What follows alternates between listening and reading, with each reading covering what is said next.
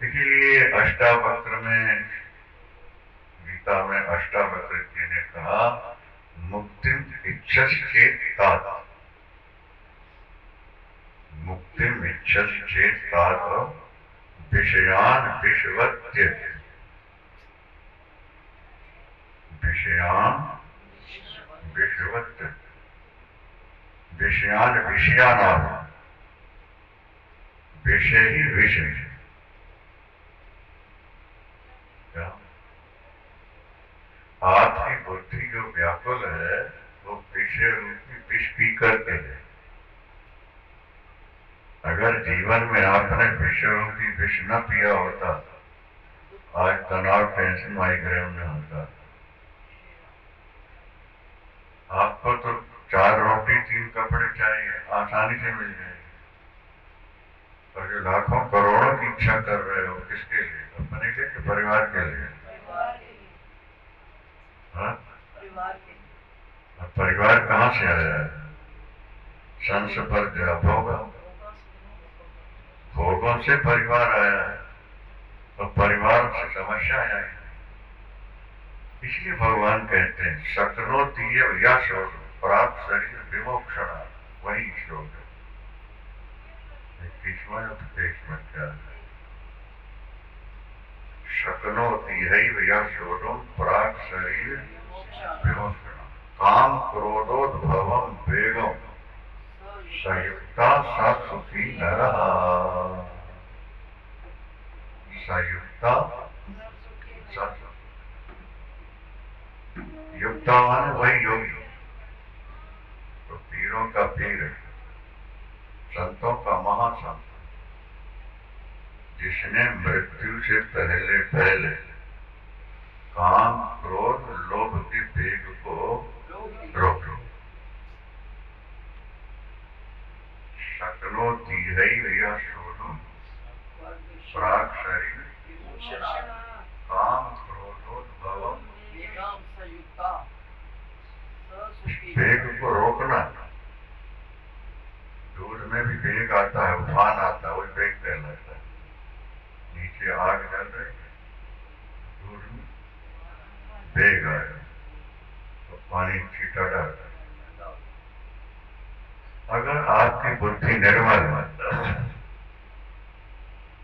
सशक्त है तो उठने वाले काम क्रोध लोभ के वेग को विवेक दवा, विवेक दवा। 25 साल की लड़की है, अनमैरिड है, तो उसमें वासना है कि नहीं? क्या पति की कामना है कि नहीं? लेकिन वो इस भय से कि अगर कुछ हो गया या पता लग गया तो मेरा जीवन बर्बाद हो जाएगा, तो अपने आप को बोलो है, ये जान वेग आ रहा, लेकिन विचार से उसको मान हानि का छीटा दिया, नीचे चला गया। तो काम क्रोधोद्भवम वेगम, काम क्रोध के वेग को जिसने रोक लिया, संयुक्ता, सबसे बड़ा सा सुखी नरः, भगवान कहते हो सबसे ज्यादा सुखी, सबसे अधिक। ज्यादातर लोगों की धारणा है कि विषयों में सुख है। 99% लोग यही सोचते हैं विषयों में सुख, और वो विषय ही विष बन जाता है, इसकी ओर ध्यान नहीं करता।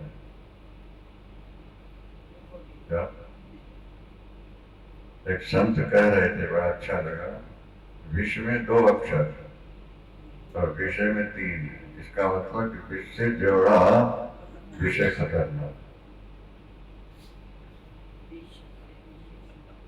विष में 2 अक्षर हो ना, और विषय तो विष से विषय 1.5 गुनी ज्यादा खतरनाक। असारे संसारे, भागवत में लिखा है, असारे संसारे विषय विष संगा कुंठिया, विषय रूपी विष पी करके तुम्हारी बुद्धि तनाव में है। अगर आपके जीवन में कोई तनाव टेंशन है तो केवल विषय रूपी विष पीने के कारण। संसार असार, कपिली सन्निभो लोका सारम यश न विदित। केले का झाड़ होता है, उसको छीलिए, पत्ते के पत्ते निकलेंगे, अंदर कोई सार नहीं होता उसका। चलो वो छोड़ो, प्याज तो तुम्हारे आते ही है, उसको छीलो, अंदर क्या है? अरे पत्ता गोभी ले आए, उसको छीलो जरा। तुलसीदास जी लिखते हैं, तेई सेवरा तेई सेमरा सेवक सदा बसंत। हर बसंत में सेमर के पेड़ में फूल लगते हैं, हर बसंत। और तोता बैठता है, तो अनार का फल समझ के चोंच मारता है, रोई निकलती।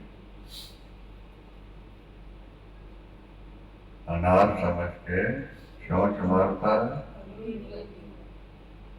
एक फल, दो फल, चार फल में से चोंच मारी, रोई निकली। अगले बसंत में फिर फल लगेंगे और वही तोते आके फिर चोंच मारेंगे, फिर रोई निकलेगी।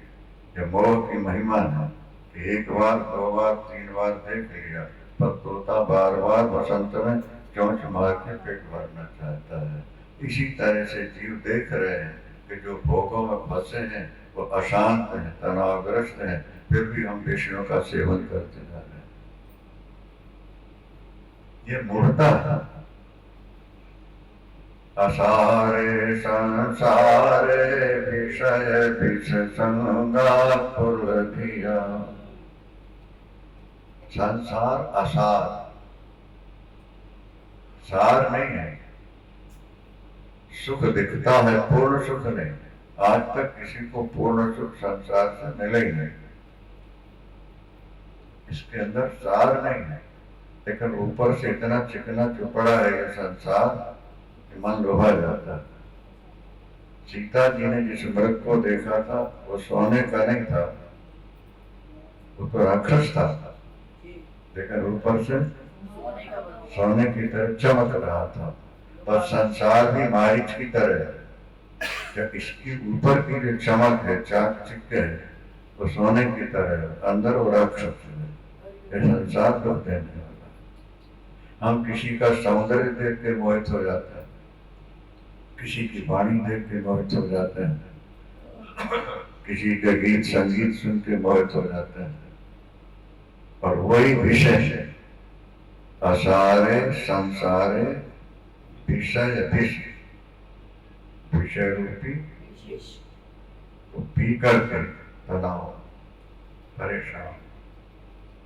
विषय सुख तो थोड़ी देर मिला, उससे संतान हो गई, संतान की समस्याएं खड़ी हो गई, तो बेकारण भी हम परेशान। गंगा का किनारा है, गीता की कथा चल रही है, फिर भी लोग घर भागे जा रहे हैं। क्या था? क्यों? विषय रूपी विष पी करके बुद्धि ममता में फंसी थी, छोड़ के भागे जा रहा है। इसीलिए आद्यंतवंतः कौन्तेय न तेषु रमते बुद्ध माने विद्वान। समझदार विवेकी लोग होते हैं, वो इसमें रमण नहीं करते। क्या? ये ही संस्पर्शजा भोगा दुख योने एवं आद्यंतवंतः कौन्तेय न तेषु। शादी नहीं हो रही तो चिंता, शादी हो गई संतान नहीं हो रही तो चिंता, शादी हो रही है दोनों मिलके नहीं रह पा रहे तो चिंता।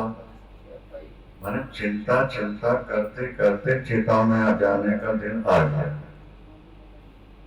क्या? शास्त्र तो ये भी कहते हैं कि चिंता चिता समा गया, किंतु चिंता बली है। चिता और चिंता दोनों एक बराबर है। बोले नहीं नहीं, चिता से चिंता ज्यादा खतरनाक। कैसे?